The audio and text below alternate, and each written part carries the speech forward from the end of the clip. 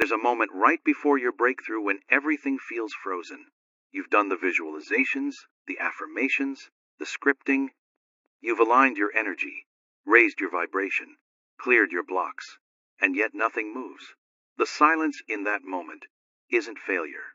It's not the universe testing you. It's a signal. But here's what's terrifying your manifestation practice. The very thing you rely on to bring your dreams closer might actually be the mechanism keeping them permanently out of reach. Not because you're doing it wrong, but because you're operating under a misconception so deeply woven into manifestation culture that it's become completely invisible. You think you're calling your future toward you, but at the quantum level, you may be locking it in place, ensuring it never collapses into your reality. Once you see what's really happening, you'll never approach manifestation the same way again.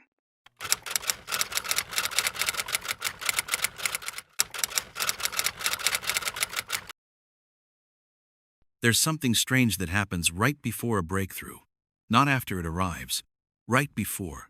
It feels like you're standing at the edge of a doorway. You can sense the shift in the air, as if life itself is holding its breath. You've done the meditations, the visualizations, the scripting, and the affirmations. You've aligned your energy, raised your vibration to match your desires, and yet nothing actually moves. The air grows heavy, time stretches, and you begin to wonder, did I miss something? Wasn't this supposed to work by now? The silence in that moment is not failure. It's not resistance. It's not the universe testing your patience to see if you're worthy. It's a signal, but one that most teachings have trained you to completely misread. Because right there, in the very moment you feel closest to your new reality, you're unknowingly activating the exact mechanism that pushes it further away.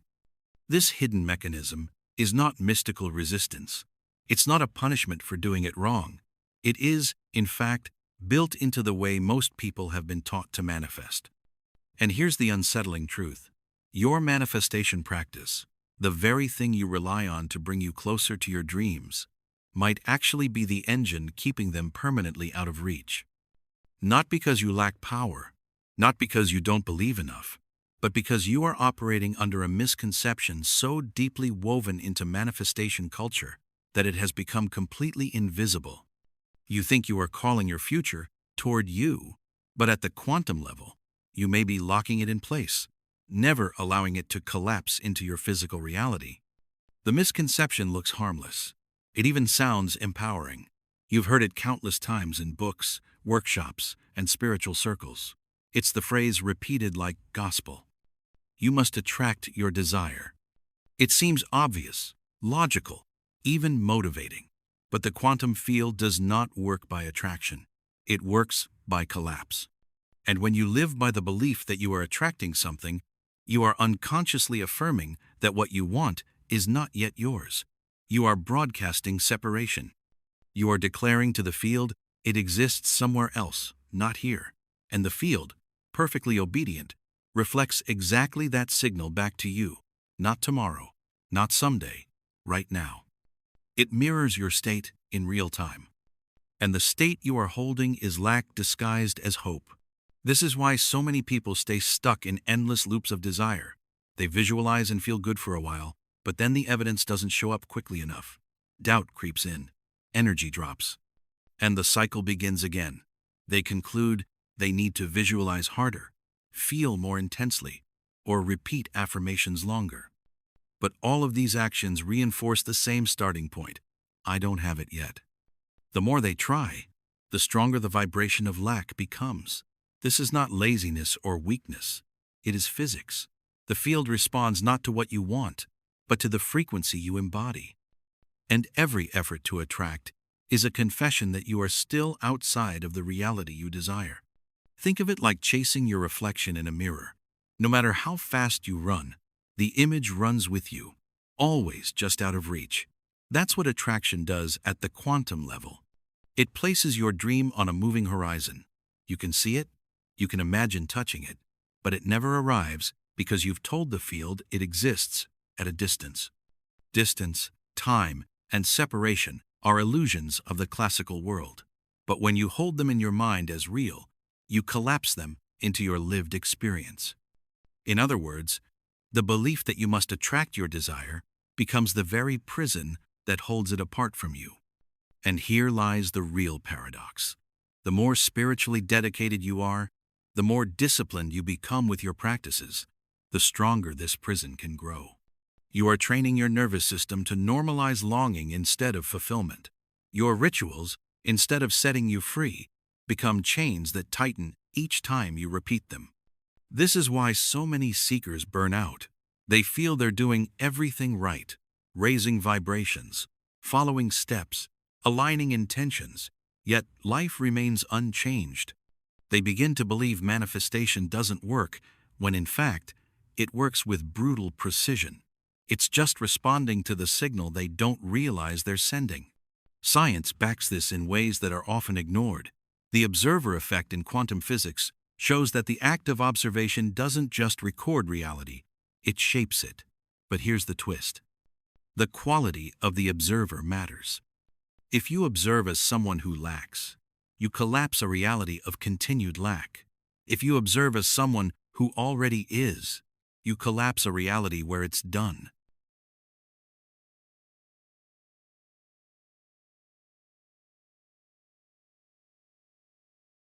The lie of attraction trains you to observe from the wrong identity, the one reaching, asking, hoping, and the field, without judgment, simply echoes that vibration.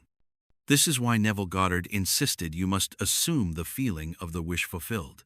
He understood that the field doesn't care about your words, it responds to your state. But the true danger is not just in blocking your desires.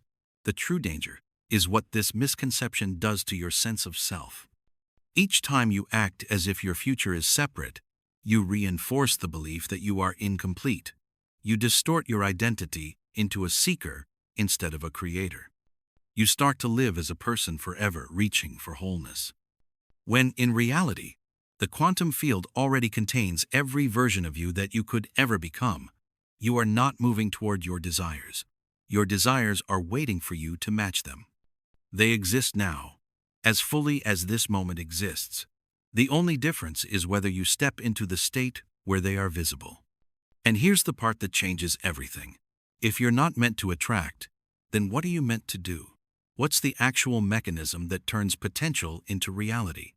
This is where manifestation and quantum physics finally merge.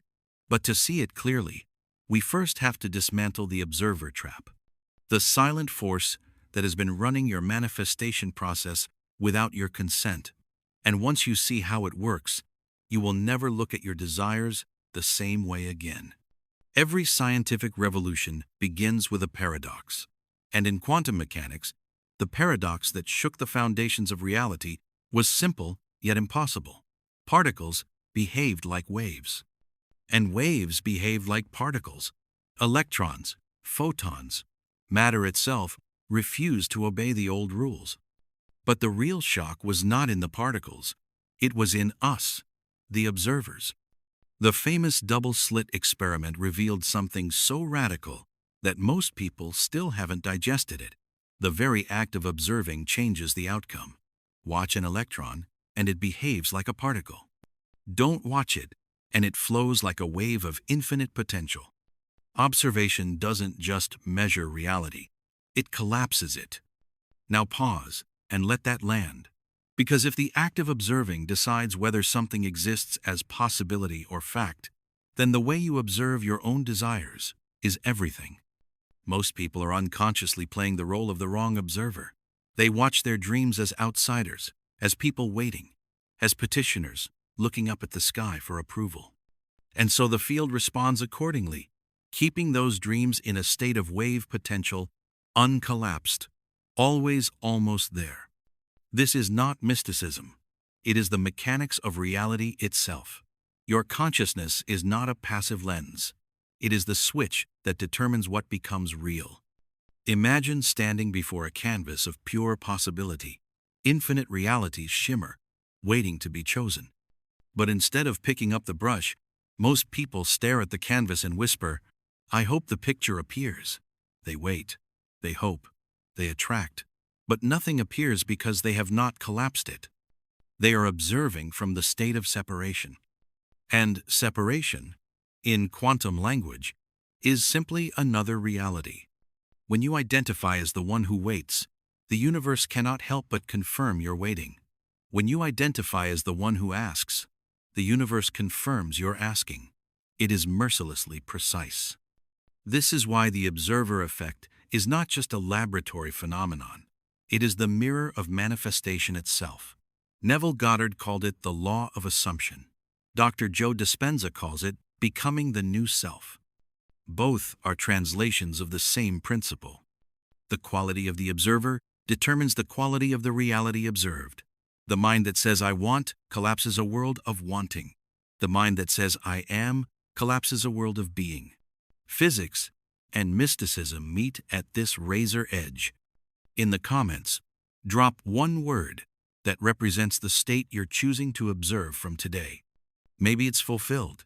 Maybe it's complete. Maybe it's whole. Maybe it's something uniquely yours. Let that word be a small but profound declaration, a signal you send not just in this space, but into the quantum field itself.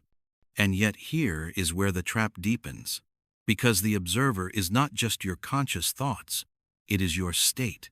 You can repeat affirmations endlessly. I am abundant. I am loved. I am powerful. But if beneath the words, your nervous system is radiating fear, lack, or doubt, the field listens to the vibration, not the vocabulary. You can spend hours visualizing wealth, but if your body is anchored in scarcity, you collapse scarcity again and again. This is the painful cycle so many seekers live. They know the words but not the frequency. They observe with their lips, not their being. And the quantum field responds faithfully to the state that dominates.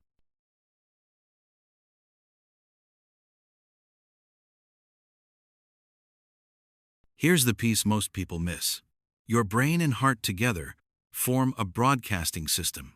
Coherent brain waves, aligned with coherent heart rhythms, generate a measurable electromagnetic field around your body. This field is not metaphor. It is science. Instruments can record it, and that field is what interfaces with the greater quantum field. When you observe reality with elevated emotion and clear intention, you become a coherent observer. You are no longer a beggar at the door of possibility. You are the key, and the lock recognizes you instantly. But coherence is rare, because the mind is addicted to familiar states. Your brain's reticular activating system constantly searches for evidence that matches your past. This is why, even when you try to create a new future, you keep seeing the old one. You're not broken. You're consistent. You've been observing life through the lens of memory. And memory only knows how to collapse what has already been. The trap is not that the universe withholds. The trap is that you keep watching from the wrong timeline. So how do you escape? The first step is brutally honest recognition. You must stop observing your desires as something separate from you. Every time you look at them with longing, every time you frame them as out there, you are performing the exact experiment that ensures they remain out there. The second step is shifting identity. You must enter the state of the one who already lives it, not as fantasy, but as fact. This is where Neville's wisdom becomes surgical. Assume the state until the state assumes you. Feel it, breathe it, walk in it, until your body begins to forget the old timeline and normalize the new one. And here is where physics and spirituality whisper the same truth. Reality is not solid, it is participatory. John Wheeler, the physicist who coined the phrase "it from bit," suggested the universe is not made of matter, but of choices, of information collapsed by observation. That means you are not living in a fixed universe. You are swimming in a responsive field, and every observation is a command. The question is not whether you are manifesting. You always are. The question is, from which state are you observing? This is the essence of the quantum observer trap. To break free, you must upgrade your identity as the observer. You must become the coherent self who sees the wish fulfilled, not the fragmented self who hopes it might come. Because the field doesn't reward hope, it mirrors coherence. And once you begin to observe as the one who already is, something extraordinary happens. Possibilities that were frozen in waveform begin to crystallize around you. Coincidences align, opportunities appear, and reality bends. Not because you attracted them, but because you finally stopped pushing them away. If this resonates with you, hit subscribe and click the bell icon next to it. Also, join our Manifestation Club on gogetter.au. This isn't just a channel, this is a frequency. If you felt something shift while watching, you're already tuned in. We're not just consuming content here, we're collapsing new realities. Let's keep growing together. But there is still one layer deeper, one that even seasoned manifestors overlook. If the observer is state, and the state determines collapse, then what exactly fuels the state? What is the signal you are constantly sending to the field, often without knowing it? That is the missing key. And until you understand it, you'll keep falling back into the same loops, no matter how advanced your techniques become. If the observer collapses reality, then the question becomes, what exactly is the observer projecting into the field? This is the point where most people stumble because they believe their desire itself is the signal. They think the picture on their vision board, the sentence in their journal, or the affirmation they repeat every morning is what the universe hears. But the field doesn't respond to your words. It doesn't even respond to your goals. The field responds to your state. And your state is the invisible broadcast shaping every moment of your life. Your state is not just your mood. It is the sum total of your thoughts, your emotions, your body chemistry, and your unconscious patterns. It is the electromagnetic field generated by the dance between your brain and your heart. This field extends beyond your skin, measurable by science, pulsing information into the environment around you. When your state is coherent, when your mind and heart align in clarity and elevated emotion, your field becomes stronger, more ordered, more influential. And when it is incoherent, when fear and doubt scramble your signals, the field reflects chaos right back to you. You are always broadcasting. The only question is, are you broadcasting from lack or from completion? Think of it this way. Every radio station exists simultaneously, but the one you hear depends on the frequency your receiver is tuned to. Life is no different. Your desired reality already exists in the field, vibrating at its unique frequency. You do not attract it by hoping harder. You tune into it by embodying its signal. Wealth has a frequency. Love has a frequency. Healing has a frequency. And when your state matches that frequency, the collapse is instant. The station becomes audible. The reality becomes visible. You don't force it. You don't chase it. You simply become the one who hears the song because you are already tuned in. This is why Neville Goddard said, "You do not attract what you want. You attract what you are." He wasn't speaking in poetry. He was describing quantum mechanics in the language of the soul. To become the wish fulfilled is to shift your state into vibrational alignment with the reality where it is already true. Dr. Joe Dispenza translates this into neurobiology. When you marry a clear intention with an elevated emotion, you broadcast a new electromagnetic signature into the field. Your body stops living in the past and starts broadcasting from the future. And as the field organizes around your new signal, life reorganizes with it. But here's the trap that keeps people from entering the state. They try to fake it. They recite affirmations while their body is still addicted to the chemistry of fear. They visualize abundance while their nervous system is locked in survival. On the surface they say, "I am," but underneath they vibrate, "I am not." And the field, which cannot be deceived, reflects the underlying state every time. This is why effort, when misaligned, creates exhaustion instead of manifestation. You cannot think your way into a new reality. You must become the new reality in your body, in your emotions, in your frequency. Otherwise, you remain tuned to the same old station, no matter how loudly you shout new affirmations. So how do you shift state in a way that sticks? science offers a doorway through coherence. When the brain and heart enter harmony, when your breath regulates, and when gratitude, love, or inspiration flood your system, your electromagnetic field expands. It becomes ordered. Studies at the HeartMath Institute have shown that heart coherence influences not just your own biology, but the environment around you. In those moments of elevated state, you are not just thinking about change, you are broadcasting change into the field. This is why ancient spiritual traditions place so much emphasis on the heart as the throne of creation. They intuited what science now confirms. The heart is a signal generator. And when it aligns with the mind, the broadcast becomes undeniable. But coherence is not achieved by force. You cannot bully yourself into a higher vibration. You must create the conditions where it arises naturally.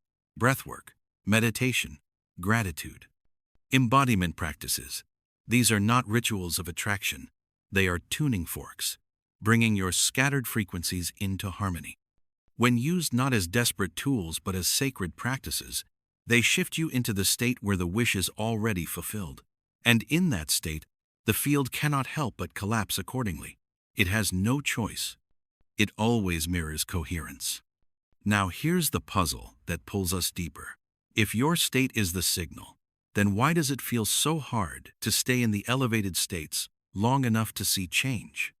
Why do people have glimpses of coherence only to fall back into old patterns of lack and fear? The answer is not willpower. It's not discipline. It's something far more cunning. The mind itself, wired for survival, constantly drags you back to the familiar. Your state may shift for a moment, but unless you rewire the observer behind it, your nervous system will collapse you right back into the old reality. And this is where most seekers give up, not realizing that the problem is not their desire, it's their conditioning. In the comments, share one pattern you're ready to interrupt today. It could be checking your bank account obsessively, or scrolling when you feel anxious, or doubting every intuitive pull. Your awareness matters. Your interruption matters, because you matter. If the quantum field is infinite, abundant, and immediate, why do so many people, despite practicing visualizations, affirmations, and rituals, remain trapped in the same cycles of frustration? The answer is uncomfortable, but liberating. It's not the field that resists you. It's your own mind. The same neural machinery that kept your ancestors alive in dangerous jungles is now blocking you from stepping into a future that already exists. Your brain is a survival machine, not a manifestation engine. And until you recondition it, it will keep collapsing realities that match the past. Instead, at the core of this sabotage is the reticular activating system, the filter in your brainstem that decides what information reaches your conscious mind. It's designed to conserve energy by showing you only what confirms your beliefs. If you've lived in scarcity, it will highlight lack. If you've experienced rejection, it will emphasize abandonment. This isn't cruelty, it's efficiency. But the consequence is devastating for creators. Even when you try to broadcast a new signal, your brain scrambles to drag you back to the old one. You begin a visualization of abundance, but your mind interrupts with the bills you still have to pay. You start to feel the vibration of love, but memories of heartbreak flood in. Without realizing it, your mental filter has become a prison, locking you in a feedback loop of yesterday. This is why breaking free requires more than just thinking new thoughts. Your nervous system is addicted to the chemistry of your familiar emotions. If you've lived in stress, cortisol feels normal. If you've lived in anxiety, adrenaline feels safe. So when you try to embody gratitude, peace, or joy, your body resists. Not because you're weak, but because it craves the chemicals it knows. This is the hidden addiction of the mind.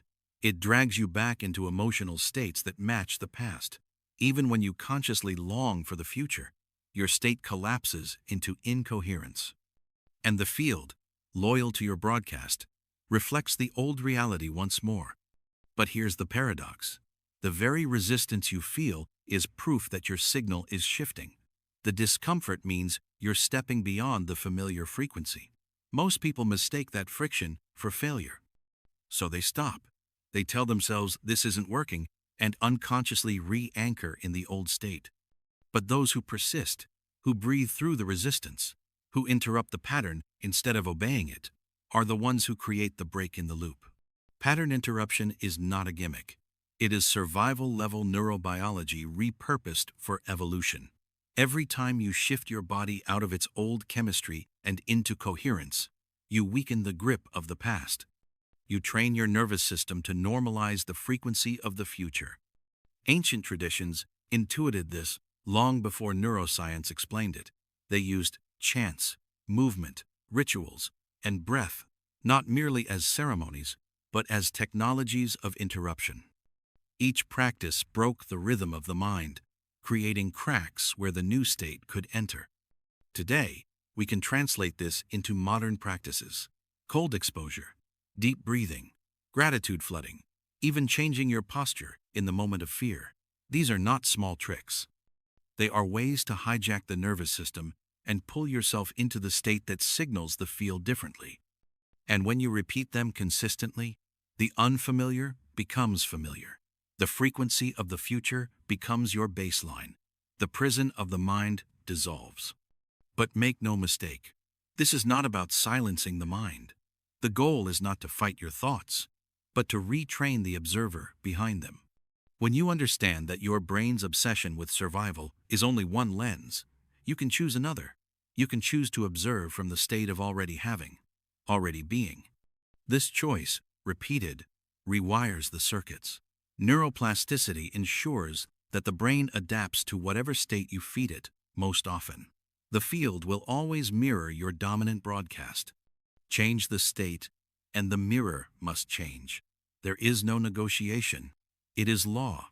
So the next time your mind whispers it's not working, recognize it for what it is: the echo of the old program, the ghost of the past trying to pull you back.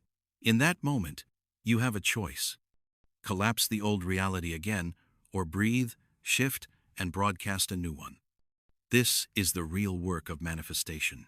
Not chasing desires, but reconditioning the very machinery that collapses reality on your behalf. Once you master this, your desires no longer feel distant. They become the natural extension of your state. Type in the comments, "I now collapse what I used to chase." Write it, declare it, and let your nervous system register the new state as truth. This isn't just a sentence, it's a signal. It's the beginning of training your mind to stop orbiting your dreams and start inhabiting them. Each word is a choice, each choice a broadcast, and each broadcast a collapse into a new timeline. Because once you claim the shift, you are no longer fighting your mind, you are retraining it.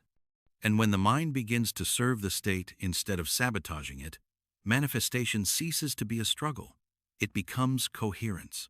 The field responds with the same immediacy it always has. Only now, you finally see the reflection you've been waiting for. When most people hear the phrase quantum leap, they imagine speed. They picture themselves catapulting from one circumstance to another overnight, as if time suddenly accelerates and delivers them to their dream. But this is not what a quantum leap really is. A leap in quantum terms is not about moving faster through time. It is about collapsing time altogether. It is about bypassing the illusion of waiting and entering the state where the future is already fact. The leap is not measured in distance. It is measured in coherence. In physics, electrons don't travel across a gap the way a car drives across a bridge. They disappear from one orbit and appear in another. The shift is discontinuous, nonlinear, instant.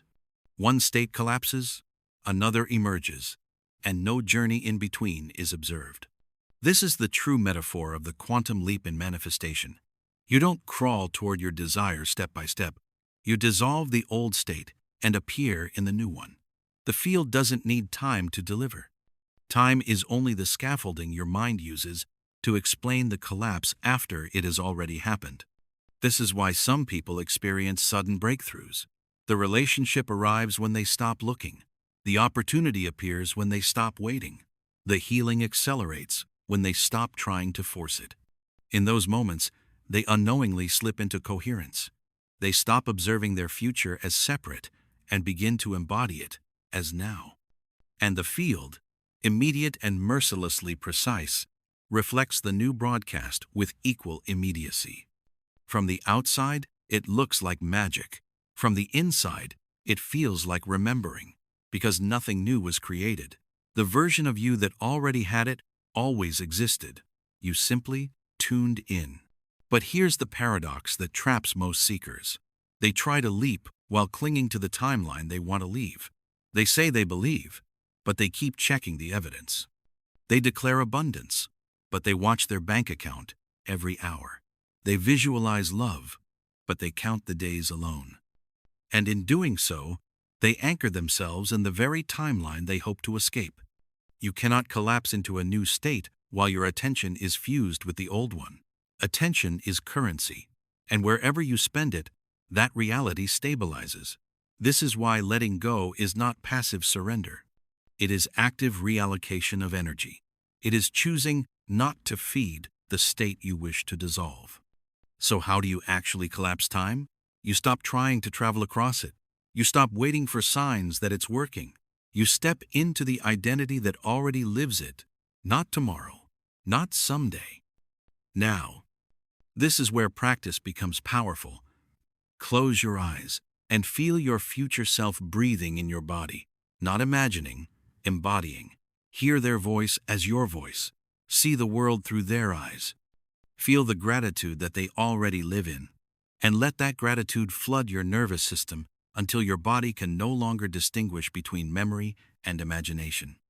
Neuroscience confirms this. The brain fires the same circuits when you vividly imagine as when you physically experience. To the nervous system, there is no difference.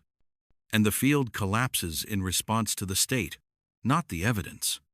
This is why Dr. Joe Dispenza teaches that you must feel the future before it arrives, because the act of feeling it now is what makes it arrive. In fact, nothing is arriving. You are arriving. You are stepping into the frequency where it has always been. The leap is not movement. It is alignment. And alignment is timeless. When you master this, manifestation stops being about waiting for conditions to change.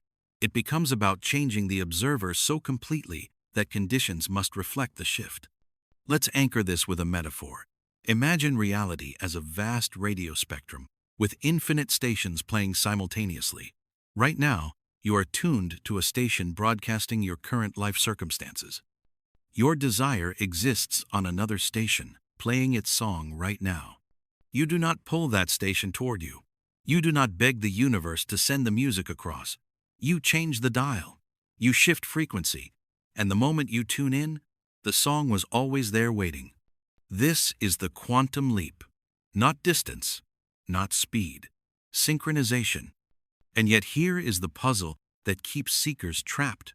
If the leap is so simple, why don't we stay in the new station once we tune in? Why do we flicker in and out, tasting coherence for a moment, only to fall back into the old broadcast? The answer is that the old identity has momentum. The body, addicted to familiar chemistry, tries to drag you back. The mind, trained to seek evidence, sabotages the new frequency with doubt. The leap is instant, but stabilizing it requires practice. Just as a muscle grows with repetition, your capacity to inhabit the new state strengthens each time you return to it. This is why consistency matters. Not to force results, but to normalize the signal until it becomes who you are. So the real quantum leap is not a single explosion of change. It is the moment you stop asking when and start living as now. Each return to the new state erodes the grip of the old timeline until one day, without warning, the leap holds. The future self you once visited becomes your default. The waiting dissolves. Time collapses. And reality bends. Not because you attracted it, but because you stopped broadcasting separation. Everything we've explored so far points to a single truth. You were never meant to chase, attract, or wait for your desires. That entire framework belongs to a world of separation where you are here and your dreams are somewhere else. But at the quantum level, there is no separation. Every possibility exists now, vibrating in the field, waiting for you to collapse it through identity. Manifestation, then, is not about pulling something new into existence. It is about remembering what is already yours. Think about it. You never attracted your reflection in a mirror. You simply stood in front of it. The reflection was inevitable because it was already encoded in who you are. Reality works the same way. When you embody the state of the wish fulfilled, the world has no choice but to reflect it. The field is impartial, mercilessly consistent. It will mirror what you are. And when you shift into coherence with your desired state, life bends to reveal the version of you that already exists. You don't create it. You recall it. You remember it into form. This is why mystics for centuries spoke of awakening, not acquiring. Buddha taught that enlightenment was not about becoming something new, but remembering your true nature. Neville Goddard insisted that creation is finished, and all you do is select the state you wish to occupy. Amit Goswami, the quantum physicist, described consciousness itself as the ground of all being, where every possibility already exists. Science and spirituality converge on the same truth. Manifestation is remembrance. You are collapsing into memory, not inventing reality from scratch. The pain most seekers feel comes from forgetting that they are already whole, forgetting that abundance, love, healing, and freedom are not external prizes, but internal states awaiting recognition, forgetting that the universe does not test them, but mirrors them. And so they chase, attract, hope, and wait, never realizing that the act of searching is the act of postponing. The breakthrough begins the moment you stop asking when will it come and start declaring it is here because I am here. And this shift is not just personal, it is collective. When you remember your true state, you broadcast coherence into the field. That coherence touches others, awakening them to their own remembrance. This is how movements begin, not through effort, but through resonance. One person living in the vibration of the already real ignites others to do the same. And together, we collapse old timelines of struggle and open new ones of ease, abundance, and unity. This is not just your journey, it is ours. We are entangled, influencing one another at levels deeper than we realize. Every time you embody your future self, you give permission for others to remember theirs. So let this be your turning point. Stop rehearsing the old state. Stop living in the memory of lack. Stop waiting for evidence to prove your new reality. Become the evidence. Walk as the person who has already crossed the threshold. Feel gratitude not as a strategy, but as a natural expression of being. Speak from the frequency of done. Breathe as if you already live in the world you once dreamed of. Because the truth is, you do. The only gap was your forgetting. And if you are ready to take this deeper, to anchor this remembrance not just as an idea, but as a daily practice, there is a powerful next step waiting for you. It's called Awaken Your Quantum Power. This isn't just an ebook. It's a living transmission paired with a practical guidebook designed to train your mind, heart, and body to embody coherence, collapse timelines, and live from the frequency of the already real. The link is waiting for you in the pinned comment below, not to give you something you don't have, but to help you remember what has always been yours. Because in the end, the greatest shift is not in what you attract, but in what you recall. You were never meant to live as a seeker. You were meant to live as a creator. And when you stop searching and start remembering, you discover that the life you've been chasing has been standing in front of you all along. The reflection has always been there. The only question is, will you finally recognize yourself in it? Make sure you share this video with your loved ones. You might just be the blessing in disguise they need today. Remember, you're not just sharing. You're spreading remembrance and recognition. And that energy will collapse every timeline that's been waiting for someone to finally tune in.